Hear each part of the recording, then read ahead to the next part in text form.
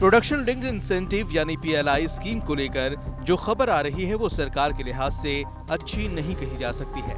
दरअसल इस स्कीम के तहत देश में मैन्युफैक्चरिंग को बढ़ावा देने के लिए जो प्रमुख क्षेत्र चुने गए थे उनमें 1 साल के अंदर ही निवेश सुस्त पड़ने लगा है।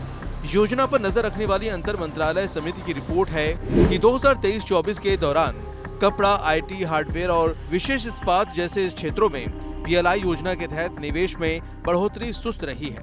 इसके अलावा मेडिकल इक्विपमेंट्स, वाहन और auto parts, ACC, battery, consumer durables जैसे सेक्टर्स में भी निवेश की रफ्तार धीमी रही है। सरकार को मौजूदा कारोबारी साल में पीएलआई योजना के तहत प्रमुख क्षेत्र में 49,682 करोड़ रुपए के निवेश की उम्मीद थी, लेकिन अप्रैल-दिसंबर के दौरान 14 सेक्टर्स में करीब 30,695 करोड़ रुपए का निवेश हुआ है। ये निवेश लक्ष्य के महज 61.8% के बराबर है।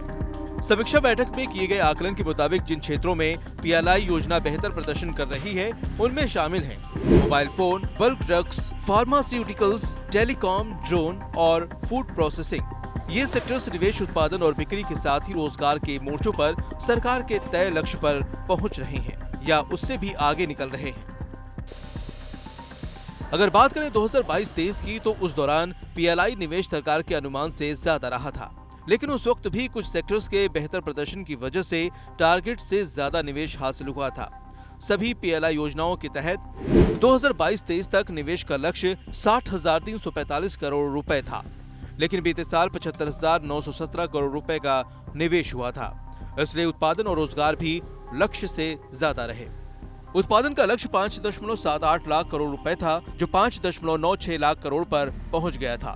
इसी तरह 2.54 लाख रोजगार के टारगेट के मुकाबले 3.67 लाख प्रत्यक्ष रोजगार मिले थे। अगर पीएलआई स्कीम के तहत अब तक के प्रदर्शन को देखें तो डीपीआईआईटी के आंकड़ों के मुताबिक इससे अभी तक 8.61 लाख करोड़ रुपए का उत्पादन हुआ और 6.78 लाख से ज्यादा प्रत्यक्ष और अप्रत्यक्ष रोजगार पैदा हुए हैं। इस साल अलग अलग सेक्टर्स पर नजर डालें तो बल्क ड्रग्स और मेडिकल इक्विपमेंट्स के लिए पीएलआई स्कीम्स के तहत निवेश लक्ष्य तो हासिल कर लिया गया, लेकिन उत्पादन या बिक्री के मामले में लक्ष्य अभी दूर है। वाहन और ऑटो पार्ट्स में पीएलआई योजना के तहत उत्पादन और बिक्री लक्ष्य हासिल हो चुका है, लेकिन निवेश लक्ष्य अभी पूरा नहीं हो पाया है। कपड़ा उत्पाद, आईटी, हार्डवेयर और विशेष इस्पात के तहत अब तक कुल 1.03 लाख करोड़ रुपए का निवेश हुआ है और इसके लागू होने के बाद से 3.20 लाख करोड़ रुपए से ज्यादा का निर्यात हो चुका है। ऐसे में आखिरी तिमाही के आंकड़ों के बाद ये तस्वीर साफ हो पाएगी कि आखिर इस साल पीएलआई स्कीम अपने लक्ष्य के कितना नजदीक पहुंच पाई है। वीडियो पसंद आया तो हमें लाइक, कमेंट, शेयर और सब्सक्राइब जरूर करें।